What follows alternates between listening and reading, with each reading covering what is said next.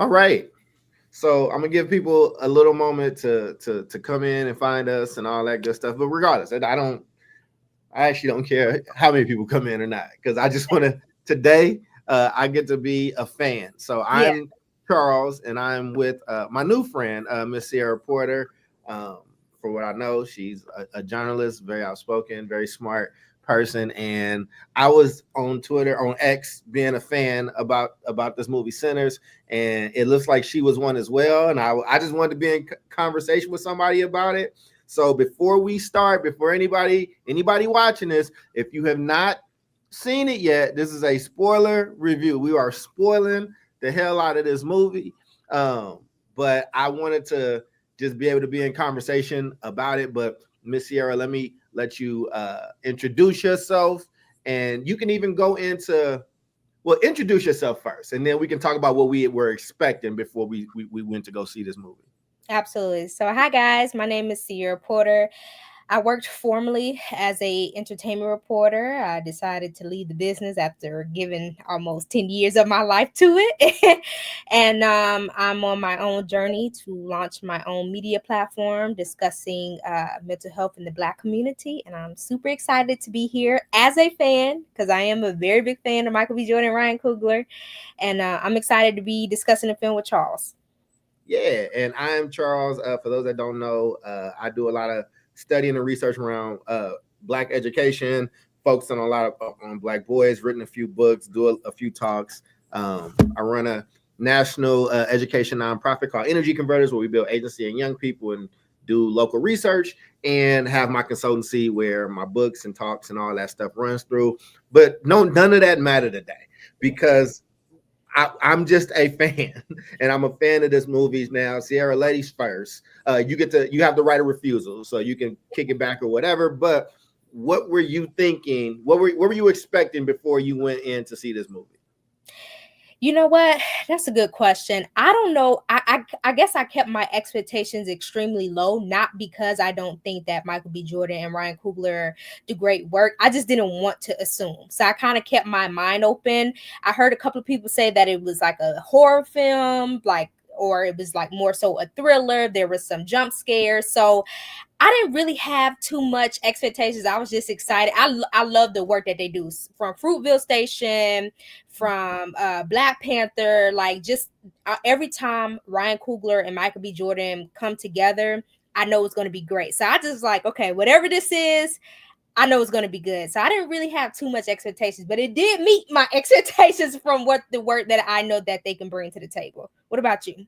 Let me see. I was excited just by um, the first trailer. Now I was a little annoyed at the second trailer. I felt like they told too much in the Hmm. trailer. Like they showed people turning, and I know that that's devoid from like the filmmaker, and it's usually a different company. Right. The other thing too was I was a little sad because it felt like it was supposed to be Michael B. Jordan and Jonathan Majors, like, Hmm. and I feel like even as I watch it, like I mean Michael B. Jordan.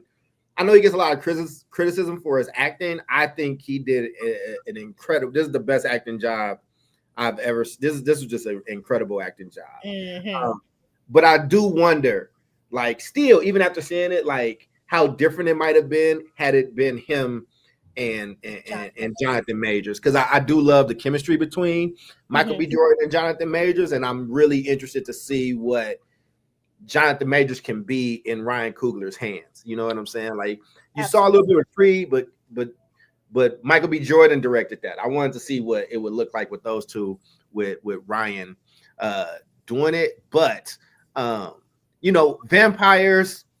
I knew it was gonna have some old other stuff in there with it, and I just was like, how's he gonna elevate this platform? And I was not surprised at all because he's just that talented, that thoughtful.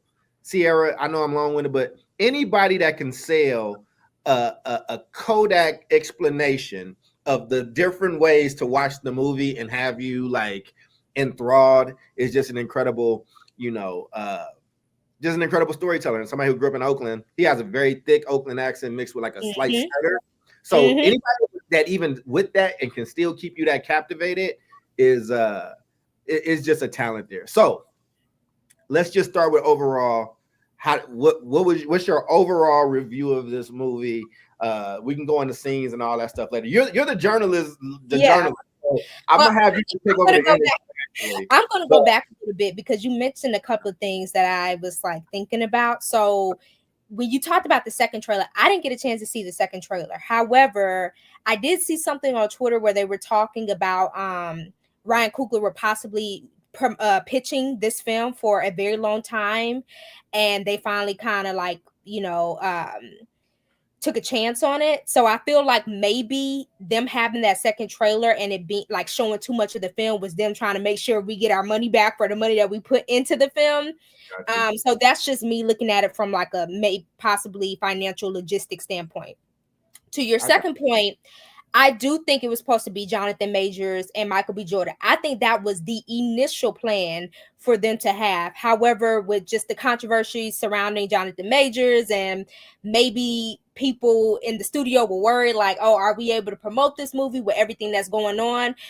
In order to make sure they guarantee get their money back, they was just like, you know what? You're going to play both characters. And for Michael B. Jordan, I think that he would love to have Jonathan Majors there. You know, he has come out and said that he wants to work with Jonathan Majors again in the future. And I do see that happening. However, he really blew me away that he was able to show two different characters. Like, I didn't look at Stack and think I was looking at Smoke, or like you could tell who was Stack and who was Smoke. So in this particular film, because I know that Michael B. Jordan gets a lot of criticism for his acting. And I think in this film, and I knew it from Fruitville Station, that he was just more than like a nice body, you know what I'm saying? And a good looking dude. Like, he can really act.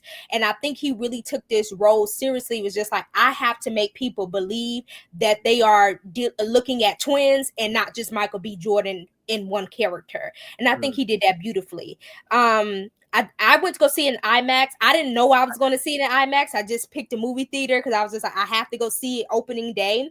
And it just so happened to be in IMAX. With that being said, just the color, the music influence in the film, all of it was just top notch. They really did a phenomenal job. I thought they any still of it looks like a painting. It looks like exactly. It was just beautiful. And I thought it was beautiful. And I think for me, I saw it in 4D. 4D is where you get to feel the wind, and you get to, like, when there's smoke on the screen, there's smoke in the theater. It's kind of like almost like a roller coaster a little bit. Yeah. But it was really cool, and just to be transparent, like, it hit in a lot of personal ways. So with me being from Oakland, me being born in the Chicago area, my grandfather coming up through Mississippi, like, it touched on a lot of things. And there's a lot of Oakland elements. I think I said this before we hit play. Raphael Sadiq wrote a lot of the music for the young brother. And then, my God, the young boy that nobody had ever seen before, his ability to act, this kind of baby face look, and then he opens his mouth and it's like, where did this voice come from? And then he sings, and you like, oh, I don't know who Baby Barry White is, but bruh's he's about to be here. And when you get a chance here, go to my Twitter page and hit retweet so your people can follow along with us live. But but as you do that, I guess I'll just start saying, like, but the movie was, like I said, it was so beautiful. And even before the vampires show up, like, we could have even did this without vampires. Like, I wanted the story. I feel like there was a whole other story there. Like, I wanted to see what happened when the Irish and the other folks found out that they got snaked, and they came down for them, and with their abilities to fight and do all that stuff. I mean, they could have went in so many different directions. I have a question for you. Did you hear him explain why this movie was so personal for him? Who, Ryan? Yeah. I didn't get a chance to hear him explain it. I saw something. MBJ had posted something on his IG, but I didn't get a chance to watch it in fully. You gonna tell me what he said? Yes, because I think it's gonna make it even better for you. So I think he was in the middle of Creed, and he was really close with his uncle, who was from Mississippi. He was the oldest man in their family living, and he passed away. And he got depressed because he was back in LA editing the film. he couldn't. I think he made it to the funeral, but he wasn't there when he died. And his uncle was always just into blues and these stories, and he never even really liked blues like that. But when he died, he said he would play he would just start playing the blues all the time, and he would close his eyes and he could see his uncle. So, and he said because Wakanda Forever took so long, it took 4 years with everything that was happening with Letitia Wright getting hurt, with the COVID, with all that stuff. He wanted to do a movie that was quick. So, so he wrote this. He was inspired by his uncle and like connecting this space and time with the future and the past and how music can do that. And then he brought in these white elements, these other musical elements, because he had a homie, I think on one of the movies was a white dude, but he was talking about how he loved hip hop, and the other dude was like, I love grunge. And he was like, well, tell me about that. And he started listening. He knew about Nirvana. So he was like, this sounds like blues. It sounds like white people blues. And then he started doing this research. And so he saw all these connections with like blues and folk music and bluegrass and grunge. And that's why the music is such a character in the movie. So there's a tidbit of me listening to all these interviews after watching this movie. Yeah, it's so interesting to me because I think Ryan has such a brilliant mind. Like he's such a visionary. And even just like, in the film, the brothers were coming from Chicago back to Mississippi. And if like, just in Black history, a lot of Mississippians migrated to Chicago to get away from, just the racism. It's still racism everywhere, but a little less intense, and Jim Crow laws. So I thought that was an interesting tidbit.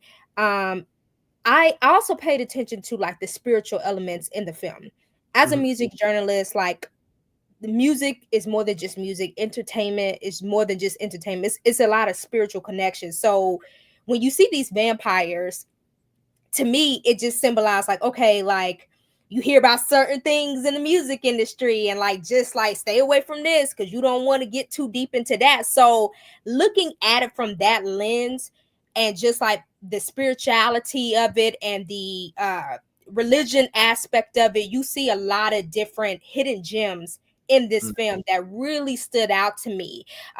Back in the day, like, or if you've seen the Ray Charles movie with Jamie Foxx, when he great performance. Yeah, another great performance. You see in the film that when he's performing at a particular nightclub and he's playing his music, some church people kind of storm in because they're so upset because he's singing like this sexual song over like a church instrumental. So you see a lot of kind of like history in all of that when it pertains to Black people and how we view certain music and like if it ain't gospel. It's just so many different eras and elements in this film, and for him to pack all that into this film was it's just crazy to me. It was dope. It was dope. Yeah, I loved it. So we can go ahead and jump into it. So like you said, it was dope. Like go wherever you want to go talking about this film now. Like again, this is for people that have seen it. If you have not seen it and you don't want it spoiled, you should stop watching because I'm gonna ask her. We're gonna ask you because what's your favorite parts, least favorite parts, favorite person, all that good stuff. So go ahead. Like give me your just general reaction. You can do things that stand out. I'm gonna let you be the journalist and take over. Go ahead. Yeah, so the things that stand out to me, obviously, just the costumes. I think Ruth Carter, who had did a couple of other films like Do the Right Thing, a couple of Spike Lee films, and Wakanda, she was also the costume designer for this particular film. And I just thought she did a phenomenal job. Like, if you look at how people used to dress back in that era, it was pretty spot on. I enjoyed the idea of them having like a juke joint because, again, it kind of goes back to that era. And then the guy who was selling the juke joint was acting like he wasn't a part of the KKK. And he was actually a part of the KKK. I also enjoyed the spiritual element when Michael B. Jordan went back to visit the grave of his son, and you see like daughter. His daughter. Oh, it's his daughter. Okay, yeah, his daughter. And he went back, and like there were spiritual things out there for the child, and then he goes back into the house to see his old lady, and like you see she's into kind of like, you know, what is it, hoodoo. Like it was just I really love so many different elements of this film. When it first started, it kind of showed us like the end, and then it kind of brought us back to how we got to that point. So like you see Sammy running through his father's church home, and he has this like big scar across his face and the guitar, and you like, wait a minute, what's going on? And then like when as the story develops, you like, oh, okay. Even the guy, the vampire coming from the sky and ending up on this property, and the people, you know, was about to blow his head off, and he ends up coming into the house, and the Indians try to warn them, but you know, they ain't finna listen, and they all get turned into vampires. So I just think it was so many different elements that just kind of kept me on the edge of my seat, like what's going to happen next, the garlic scene was funny too. They had to go around the table and each take a garlic. And what was it? he was like, he was like, what's going on with you? What's going on with you? And he was just like, I drank too much. I just think it was funny. It was a bit of comedy, thriller, history, music, just all different elements that I really, really enjoy. That was a part of this film.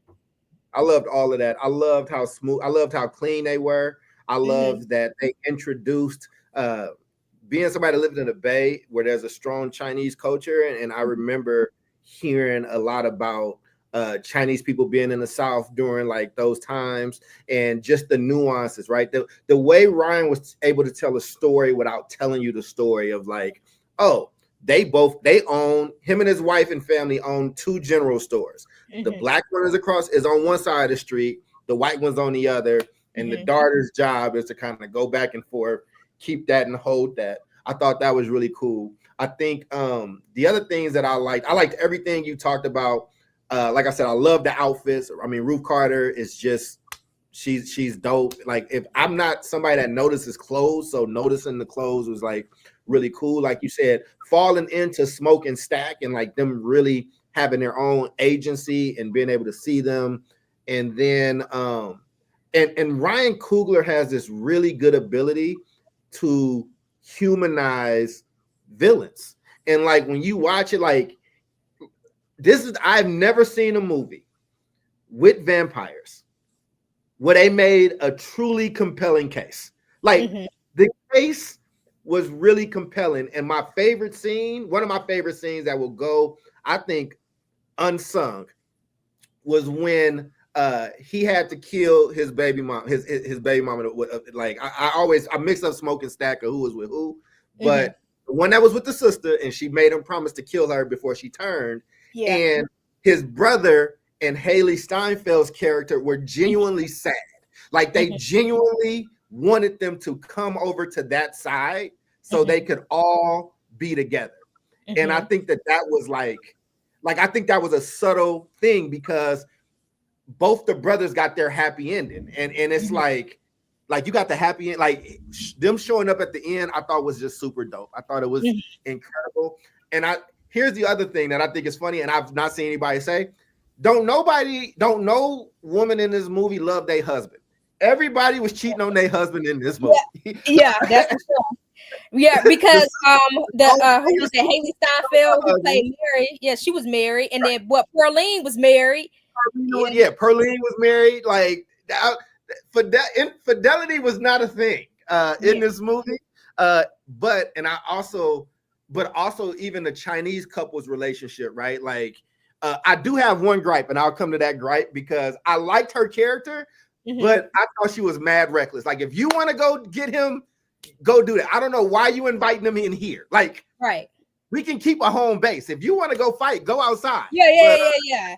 Or like when she yelled out like, "Come on in!" Like, nah, that's what I'm saying. Like, and I get it, and I get it, right? Because she's thinking about her daughter. She knows they know the thoughts. She knows because he was about to go get his daughter. Like he was about to go get her and turn her. And again, on some level, I kind of wish that she would have got turned with them, and they could have, because they would have been able to be together. So when you see that, like the ending crystallized so much for me. When I saw that ending was possible with, you know, Michael B. Jordan and Haley being together like that, Mhm. like going through the decades and things like that. I thought it was interesting. But I loved this movie. Did anything surprise you, catch you off guard? You know, and like that was my little sleeper scene. I want to write something on it because I think that nuance of like them as vampires, but the backdrop of, hey, this Jim Crow. They coming to kill y'all tomorrow. You thought that they was about to let you have this, and the guy was kind of like, I don't know. It felt, and tell me if I'm tripping. I might be tripping, Sierra. It felt like those vampires were really connected. It do feel like. Yeah, I mean, it was so interesting to hear them like talk, because they was talking about love and, you know, being together. And it wasn't just like the white folks was all the vampires and the black folks was. It was like everybody was getting turned. Like we saw Pearline in the crowd. I'm like, dang, I was sad when Pearline got turned. I was like, dang, Sean, I thought you was gonna stay to the end. But no, I think I would have loved to see like Pearline like live on, but it was nice that Sammy was able to like name, what was it, like his club after her, something like that, Pearlines or something. But no, I mean, I don't know. I think so. Somebody said prequel with the Native Americans. That would have been a good point, because we only got like a tidbit of the Native Americans when they showed up at the home to try to warn that couple. I would have loved to see them like throughout the film, like, hey, we're gonna come together, like, you know, their spirituality in with the voodoo. I would have loved to see them like come together and like, you know, fight the other vampires. But no, I think I don't know other than like wanted to see Pearline live with Sammy. I would have loved to see, what was it, Stack. I would love to see Stack not turn. I was sad when he got turned, because I'm thinking like, oh, it would have been great if y'all both lived and y'all both were fighting vampires. And I thought it was gonna be something at the end where they both live as humans and go out into the world and fight vampires. Like, it just wasn't that. But that's okay. That's okay. All in all, the film was really good. It was so funny at the end when I saw MBJ with that Coogee sweater and that high top fade. I was like, I don't know. Like, they listen. Here's why I think she's probably gonna be the most grateful, because she has all these kids and girlies across. You know, they know her from Disney days and being like this. Everybody kind of sees her as a little kid. And I think Ryan helped her. I think she also really is in real life that 1/8 or whatnot. I think she does have that heritage in real life. But like, you know, she got to be an adult. She got to be sexy. Every woman they made every woman have agency, incredibly beautiful, but smart. Like, you like them for who their characters were, and they had depth, right? They all had some depth. I do want to say this though, to Nicole and to Donnell, because Donnell is asking for a prequel. Nicole's talking about a sequel. I pray for the Lord, and I know I might lose this prayer, that they do not make another movie. Like, I just let it be. Just don't. Let's not do the cash grab. Let's not bastardize it. And maybe, I mean, and I know people are gonna want more from that universe, but I feel like it was a good self-contained story, right? And I don't want to cheapen it. I think, and like Wakanda Forever, I love the first Black Panther. Absolutely. I understand Wakanda Forever, but I hated it as a movie. I am not going back to watch that movie ever. Right. I did go to support in memory of Chadwick, but I don't know. It was difficult to get It's through. just not an enjoyable watch. It's not an enjoyable watch for a lot of different reasons. And I get it. I understand where they were. And it's a comic book character. Like, these people get recast. They go on. Like, and, you know, I think he's thinking of Aldous, you know, to kind of, they're going to figure something out for it. But I just want this story to stay self-contained. But again, I'm probably going to lose, because they're probably going to do really, really well. And I hope they do. It's going to be a top grossing horror film, and Ryan deserves all of it. Who give me your 3 favorite characters and why? Okay. Sammy. I like Sammy. I want to say this about the character Sammy. I think the young man's name is Miles Canton, if I'm not Okay. mistaken. I really like him because he's not like really it's not a face that you see a lot in films. I think this is his like first major film. So I was happy that they were having someone new for this particular character, because it was just like you get to really know him as the character, if that makes sense. It's not like a typecast. Hold on real quick. No worries. So I will go ahead and talk about Miles while she does that. Oh, okay. Yeah, no, I sorry, I was telling my dad something. It's okay. And then for you, we're a team. Yeah, so Sammy, Annie, I do like Annie, obviously, because I think that Ryan was able to use like the Christianity and the hoodoo aspect to, as to Nicole's point, to fight the evil. So it wasn't like this, oh, one is better than the others. Like, yes, you can be spiritual and you can be religious. They can't coincide. So I really like Annie. And I know he played two different characters, but I'm gonna say Michael B. Jordan as Stack and Smoke. So those would probably be my top for sure. Which brother was the favorite? I'm gonna go with Smoke. I like Smoke. I'm sorry. Wait. Which? Okay, because I get them mixed up. Stack was with Mary. Okay. Stat Mary. Okay. Stat was with white. Smoke was with black. Got you. Smoke black. Got it. Got you. I think my favorites are. I think it's the B players for me. I think they made it. I think like Delroy Lindo is such a OG, and like took care of them in like his acting, and I know he could be intimidating, and I'm biased. I know I've done things with him in real life. We had a boy treat in the Bay. He was really instrumental. He's one of my best friends. He's the godfather to my best friend's son. So he's just really giving with his time, and he's an actor. I think the ladies killed it, but I'm not gonna cheat. I'm gonna pick. Man, I asked you the question. I wasn't ready to answer it myself. That's all good. But I will say, I'll say, let me give Stack some love then. That's the one that was with Haley, right? Yeah, Haley. Yeah, she plays Mary. Yeah, and I think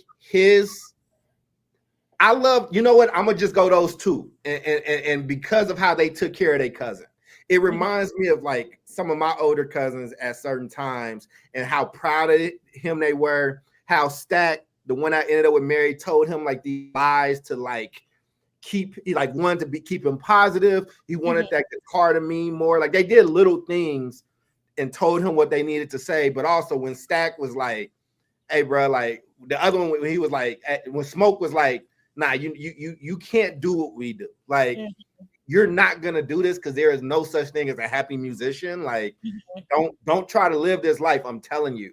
I think that, and I think the way they took care of him, and then. Yeah, those would be my three, and I'm going to go into one of my favorite scenes. I just think that the bond that they had as brothers, that even broke the mold between vampire and live-in, and like the way they were able to negotiate that situation and like, yo, just leave him alone. Because at the end of it, I thought it was about to be some bullshit. I thought it was about to be I told you I was coming back, nigga. I thought it was going to be that. But to be like, yo, nah, man, like, I didn't know y'all could be cool ass vampires. It changes the whole movie. The entire movie has changed for me because y'all just chilling. Y'all are just chilling and cool. But I love that he got to live out his life, and that's a real legendary blues player. So I'm glad that he got that look. And the movie. Listen, man, I don't know if this movie's gonna end at the end of the year. I don't know what it's gonna be for award contention. I know it's early. I know I'm excited. If we get 5 more movies that's better than this movie, that means it has been an incredible year for movies. Yeah, absolutely. Like, if we get multiple movies better than this, that means it's been an incredible year. So not to be long-winded, but I'm gonna let you take over. What questions you got? Where you think Yeah, we should? I wanted to mention something because in the film, what I thought was so interesting, who's the guy? I forgot his name. He looks like Forrest Whitaker. He's the one that was Omar Benson. Omar Benson. Mm-hmm. Omar Benson, I love you. I've seen you in several different films. I always forget your name. Omar Benson Miller. I love him. My homie from 8 Mile. I love him. The homie from the 8 Mile. So listen, the interesting thing to me is when Sammy wanted to do blues, his father had a conversation with him at the church, and he said something to the effect that be careful, because if you call for the devil, he gonna answer, right? Now you mentioned, yeah. So when people got turned into a vampire and they tried to come back in, they be like, hey, why don't you just let me in? It symbolizes what his father told them, because they were dead and simply like on the more, I don't want to say they're evil, but not like super demonic, but like say they're on the demonic evil side. Right. In order for them to come in to join, they had to be invited in. So it was so symbolic that his father told him, if you keep calling for the devil, he's gonna answer you and come in. And they had to the vampires had to ask to come in, to be let in to do what they were going to do. I thought that was interesting. And then the second thing, dang, I forgot what I was going to say. I will say this. I know that a lot of people over the past like maybe 2 or 3 years were complaining about like the movies, and everybody want to do a reboot of this and reboot of that, and it's just not like a lot of originality. This is one of the first movies I've seen in a while where I was just like, this is so like original, but with so much history and depth. I'm like, finally, like it's like you see this movie in the theaters and you just take a deep breath. I'm like, finally somebody gets it. I don't want to see a sequel, kind of like you. I want the movie just to be what it is, because it doesn't need any further storytelling. Like it's pretty straightforward if you go see it. But no, like I'm hoping that Sinners is a example of what people need to be doing with films, like some originality, some really good costume designing, some really good music selection, and like give us an actual film that tells a real story that people can resonate with. I agree with you. I think the things that made me happy, because I watched a ton of interviews after and before, and like the way that other film directors have wrapped around Ryan, like how happy for him Spike Lee was, or Christopher Nolan.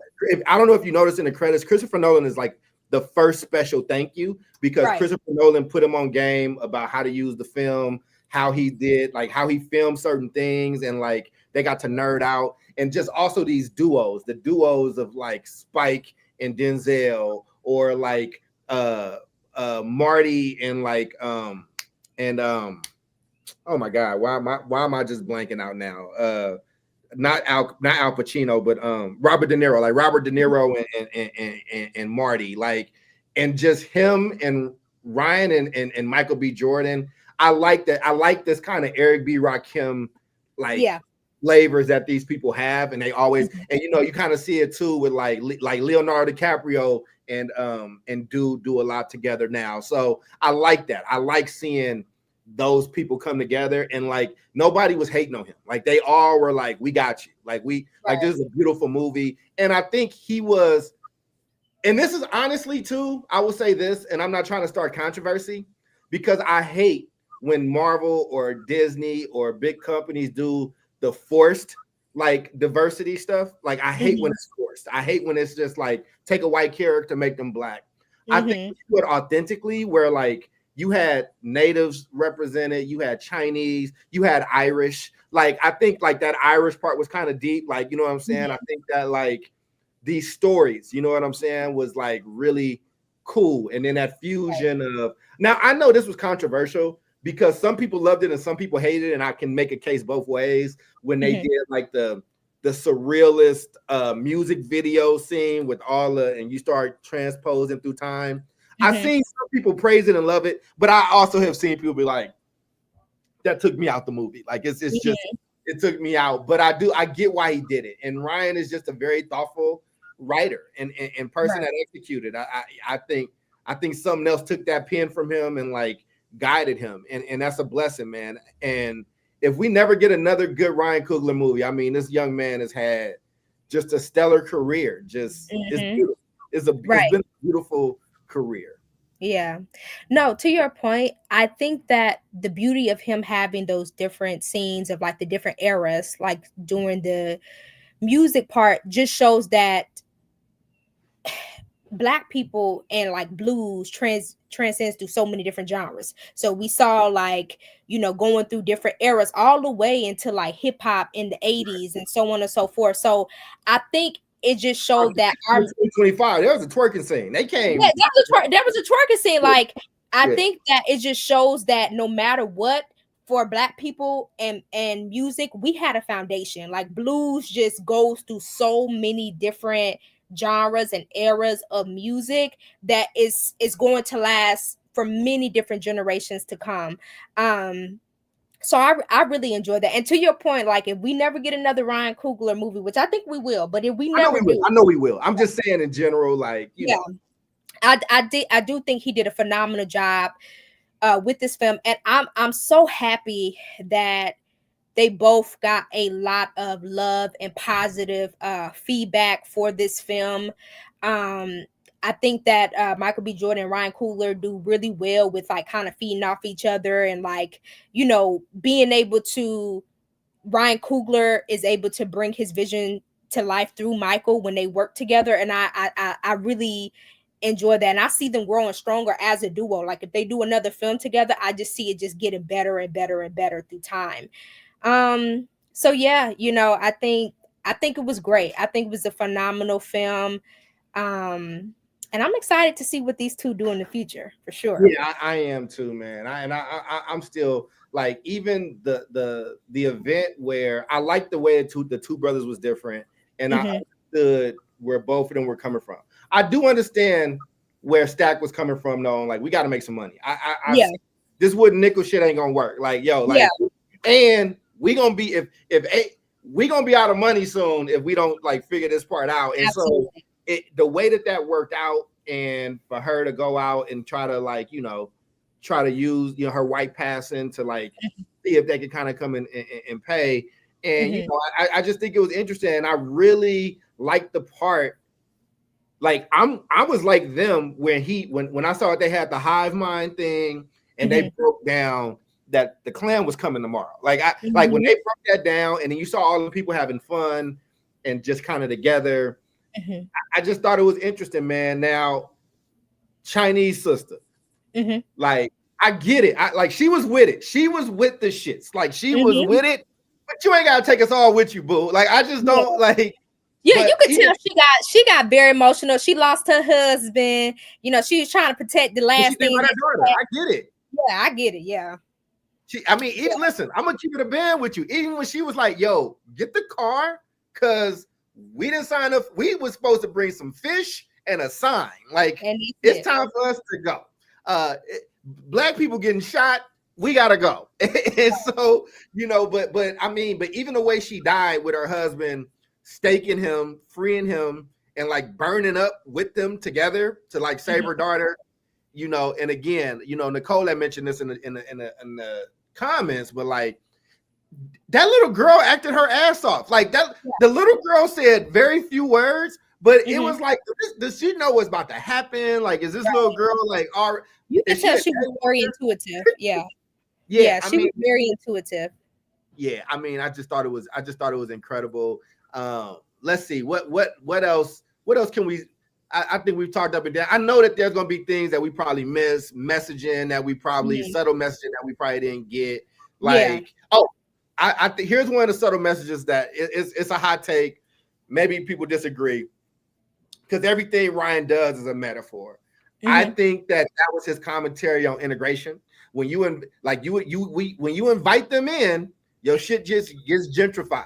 It replaces like they want to fuse their music with the blue with the Lord of the Dance. You know what I'm saying? And like I think I think it's one of those things. I think it's like, yo, we can be here rocking, doing our thing. That was something. And then I think a part that was sad but illuminating and put this stuff in perspective, which is why I'm like, both brothers got a really good ending. Mhm. Like they won was he was like, for a few hours, we was actually free. Like, Mhm. and it was just like, well, damn, like that's just, well, damn. Like, Right. bro, was like, look, aside from what happened, what is it? Sammy was like, aside from what happened at the end of the night, it was the best day of my life. Right. Like, Right. to have that type of emotionality, like emotional highs and lows in the same time, Right. Mhm. you got to just take a breath with that, yo. Like, you got to just like let that take the air out your chest a little bit. I don't want to Yeah. keep talking your ear off, but tell me what else we missed. What else we got? No, I was thinking about something. I was, you know, Annie talked about Annie, the character who was Smoke's girl in the film. She talked about, like, if I get bitten, like, I want you to like stake me so my soul can be with the ancestors and we can be with our baby again. Right. What I Somebody's think is, free and waiting for you on the other side. yeah, exactly. And I think the interesting thing about that is that even with Stack being turned into a vampire, you can tell, you mentioned it too, like when Annie got killed, you could tell he still had his soul somewhere deep down in the midst of all that crazy stuff going on. So much so that he made that promise to his brother Smoke and kept that promise. Like the last we saw, Stack didn't see Sammy again until he was like, what, 80, 82? Like, Yeah. so you could tell, and he mentioned like, oh, I've been, listening to your music for the years and da da da da da. Like, he still kept his promise to his brother. So even him being turned and his brother passing on, you could tell he still had that love and loyalty to his brother, as we saw in the beginning of the film, to not mess with Sammy. And I just And thought that, they offered him everlasting life too, right? So, yeah, like, they was like, hey, bro, I smell it on you. You about to die soon. So yeah, you can keep touring. We yeah. can fix it. And he was like, nah, I think I've seen enough. Yeah, he's seen enough. He was like, I mean, after you see something like that, like, you'd have seen it all. Like, you'd have seen vampires, people flying in the sky, people dying and coming back to life. Like, you literally have seen it all. But no, I think it was a dope film. Just everything was just really well done. It was definitely some, like I said, I had a couple of jump scares. I actually screamed in the movie theater. I didn't mention that. There was calling it a horror film. I don't think it's a horror film. I think like Nosferatu. Listen, if you're a vampire fan, in the last few months, you've gotten great. You between Nosferatu and this right here, like the remake of Nosferatu and this, like you got you. If you in the real vampire stuff, you got you some good. Before we close out, though, we forgot. I think one of the biggest payoffs was when the Klan did show up. right. That those scenes, I mean, that ending where he took the protection bag off and he wanted to die, and he was having the moment with his girl and the baby, and the subtle thing about he's smoking a cigarette and she's like got her angel stuff and like the little thing in her hair. She's beautiful. Her skin is glowing. She's breastfeeding her child, and she's like, I can't. You got to put that cigarette out first before you hold him. And then the white dude interrupts. And it's like, I got money. He just unloads the whole rounds, all the rounds, dude, and like gets back, and gets to go home and be reunited with his family. I mean, you can't have a better. I mean, they both. This was not a sad ending movie. Like this, they both got really, not what really they good. wanted. What they wanted. No, I think again, to what I had said earlier, I really enjoy MBJ. My first introduction to him was Fruitville Station. I really enjoyed him in Black Panther and the Creed films, but something about this film where he was able to capture just two different people just blows my mind. And I just think he just knew that pressure was on, possibly due to Jonathan Majors not being there. And I'm curious to think, if Jonathan Majors was there, would we have got the same performance? Because we know MBJ can act, but would we have got the same performance if Jonathan Majors was there? So the fact that he knew he had that pressure on him to be two different people, I just think he took that challenge head on, and I'm so very proud of him. He really showed some versatility Yeah. in this flick. It was yeah. He crossed the level. He crossed the Yeah. line on this one and established himself as an incredible actor. And I think somebody was asking earlier, Ryan and Michael B. Jordan, they were standing by him the whole time. They just, Right. they had to do what they had to do. But they already said, we ready. I think he's the next vehicle. He's going to be the subject of the next Creed movie anyway.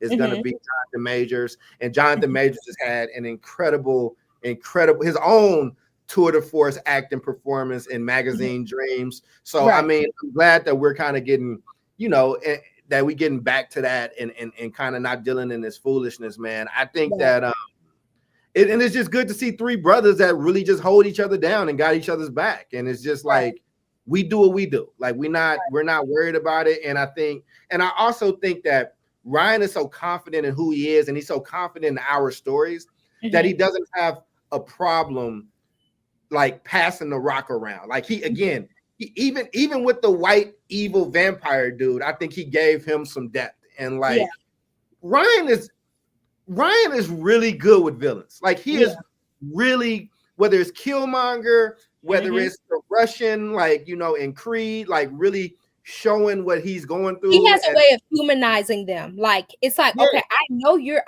the protagonist, but I still kind of like you. And I'm trying to figure out why. And it's like antagonist, sorry. Like he makes like the villain like depth. Like it's like, okay, there's some layers. Like I can see why you turned out the way you turned out, Yeah, right. I mean, the vampires made it could have been all bullshit, but the vampires made a really good, compelling point in the middle of Jim Crow. Like, just like these people were never gonna let you have this. Like, never. Like, we can all be together. We are all loving each other. And I think they showed that the vampire authentically believed that. He really felt like he was releasing those two white Klans members from hate. He really believed. He was like he took them, and now is they like are really genuinely loving this music, and he wanted Sammy's voice and music so they can make, you know what I'm saying, so he could kind of reconnect. Because I think when they described like what the vampires had access to and what they didn't have access to, so he wanted to kind of feel it. So again, I just think that level of depth, and to where if it makes you stop and think for a second, like it's not a slasher flick. It's not Freddy Krueger. Just like Freddy Krueger is not a good example because Freddy Krueger is like a loved villain, but like it's not just like Texas Chainsaw where everybody's crazy and they want to eat people. It's like no, like this is a bad place. Like this place is filled with hate, and my species, we get to live forever. We just can't come out in the daytime, but we get to be connected. You will never be alone again. And I just thought that was like, I still would have fought. I like to think I wouldn't have succumbed, but I think if they would have had one person actually believe it and be like, no, I think I want that. Like, I actually think that would have added a different layer. But anyway, I'm droning on now. I mean, this has been great. And I appreciate you just like indulging my need to like discuss this. Yeah. I do a lot of shows. It's always serious. It's always about education or racism or policy. I like pop culture, man. I like movies. I like music. And I don't want to have to save the world every time I'm talking. I don't want to every time I do this shit. Like I just want to get some popcorn and like and have a drink and like be a fan. Like I got to be a kid watching this movie, and the added layer of it being somebody from Oakland, somebody from my same neighborhood where I grew up, where I come from, that's doing this.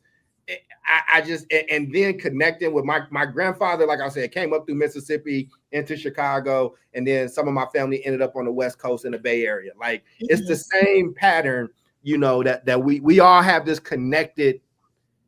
I think if you're a Black person watching this, it's gonna find you in some kind of personal way. And who thinks a vampire movie is gonna do that? Like who gave you permission for a vampire movie to do it? Right, because when you think about it, Ryan could have went very straightforward with this, like, okay, you guys are buying a juke joint, you're gonna bring black people together, and the KKK is gonna come and mess it up. But like, no, hold on, let's add another layer, and instead of making like just the KKK, how about we have these vampires? And it's just like, I think that's such a smart idea because Right. I wouldn't have never thought of that. I really think honestly, Charles, like because I don't work for a publication no more, I can give my authentic views. I love like what I like to call the barbershop talk. I don't Right. have to be super clean. I don't have to be Oprah Winfrey. I can just be Sierra and give you my authentic opinion about music and pop culture. Nah, this was a great film. And some people just like, oh, I think y'all gassing it. I'm like, nah, I'm not gassing this. I'm not gassing this. If it was trash, I would have said it was trash. I'm very, very opiniated. Y'all know that. Like if we would have did this for Wakanda Forever, I would have did it respectfully, but I would have been like, I did not enjoy this. I understand it. It wasn't a bad movie, but I did not enjoy this movie. I mean, listen, this movie, if you really think about it, right? This movie is an updated version of From Dusk Till Dawn. Think about the premise. It's two brothers that are like, got some shit going on, got some nefarious shit, get caught in a nightclub, shit changes, it gets wild, and and like the Quentin Tarantino effect of that. Like I'm curious to see Quentin Tarantino's reaction to this movie, right? Because somebody took a premise that he created and elevated it in like only a way that he could, that Ryan could. Like, I don't know if you caught the From Dusk Till Dawn comparison. I don't know if you watched that. I watched it. It's been a minute since I've seen it, but I do know what you're talking about. I think that's a spot on analogy for sure. No, yes, for sure. yes. You know what? You had mentioned something earlier before we Jesus, Nicole. My God. All right. I'll let you read Nicole's comment. What'd she say? Hold on. She say what? What'd she say? You don't see it. It's on the screen. Now, men, you don't see it on the screen where you see me. You should see it. You should see her comment. Do not that there's a button. Oh, she talking about that. Let me tell you something. See, you know what? I'm gonna keep it PG because I know what you're talking about, girl. And trust me, I understand. I enjoyed it too. Shout out to Max Ken. I enjoyed all the like little sensual, intimate scenes as a woman. Absolutely. It was nice to see them in that element. But every woman in that movie was gorgeous. Like, they had as a man, you got what you wanted as a man. I got what I wanted. They had two walk away scenes right after each other, and I said, "Gotcha." Michael B. Jordan with your shirt off, yes, sir. Thank you. Praise the Lord. Praise the Lord. When Perline walked away. Let me tell you something. I feel like, as I was really enjoying the masculinity in this film. I really, really was. Unapologetically too. Unapologetically too, for sure. What I wanted to say was before I saw the movie, you talked about something earlier about Ryan Coogler doing like a bit where he was talking about how you can watch the film in different formats and stuff like that. I thought that was so smart, and I watched his segment, and Ryan is such a knowledgeable person of his craft. It was so beautiful to see. You can tell he really knew what he was talking about, and I was like, I was so happy because I felt like I was actually learning something. So man, shout out to Ryan Coogler. I really wish both these guys the absolute best. I'm hoping to see MBJ in some more thriller type of horror settings, because you just did your thing. You get your 10s, Michael. You just get your 10s. And I think they all making each other better. I think Jordan Peele is watching this. They're watching what Jordan is doing. Jordan did all of the camera work. He upgraded his camera work in Nope. And like they're pushing each other. They're all pushing each other. I love, like I said, I love that Christopher Nolan, like, who kind of is the master of IMAX. Like, he is the one who standardized that, and just his willingness to mentor and to like not be threatened, not be afraid, and just be like, hey man, I got my lane. I make bomb shit too. So I got you. I'm not threatened. The Denzel Washington piece, like where he like supported and sent love, and like apologize for spilling the beans about, you know, Black Panther 3, like all that stuff, man. It's because he got a good soul, and he's telling our stories. And Sierra, anytime you want to talk about some poppy shit, like, and we can just do it, I'm fine with this his and her format. Because again, I got people can check out my serious shows on, you know, the Tuesday nights where we do the South Star Classroom is like Black and Brown education stuff, or 3 the Hard Way with the fellas on Wednesday nights and Sunday nights. But